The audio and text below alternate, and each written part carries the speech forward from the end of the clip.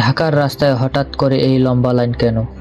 তেল নিতে ঘন্টার পর ঘন্টা অপেক্ষা করছে মানুষ, কিন্তু আসল প্রশ্ন হলো, বাংলাদেশ কি জ্বালানি সংকটে ঢুকে গেছে? মধ্যপ্রাচ্যে যুদ্ধ শুরু হতেই বিশ্ববাজারে জ্বালানি সরবরাহ কমে যায়, ফলাফল দাম আকাশ ছোঁয়া। বাংলাদেশের জন্য পরিস্থিতি আরও কঠিন, কারণ আমরা পুরোপুরি আমদানির উপর নির্ভরশীল।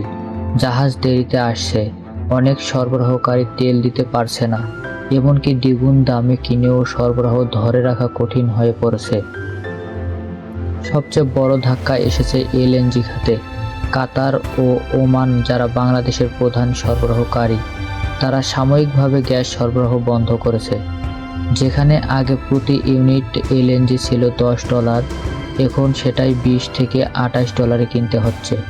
শুধু এক মাসেই লোকসান প্রায় 9,000 কোটি টাকা। যুদ্ধবিরতির খবর আসতেই বিশ্ব বাজারে দাম কিছুটা কমে, কিন্তু সমস্যা হলো এই শান্তি এখনও নিশ্চিত না। একদিন দাম কমছে, পরের দিনই আবার বেড়ে যাচ্ছে, তাই এখনোই স্বস্তি পাওয়ার সুযোগ নেই। এই পরিস্থিতির প্রভাব সরাসরি পড়ছে আমাদের জীবনে। ডিজেলের দাম কয়েক মাসে $83 থেকে উঠে $284 পৌঁছায়। সরকার দাম না বাড়ালেও লোকসান গুনতে হচ্ছে হাজার হাজার কোটি টাকা।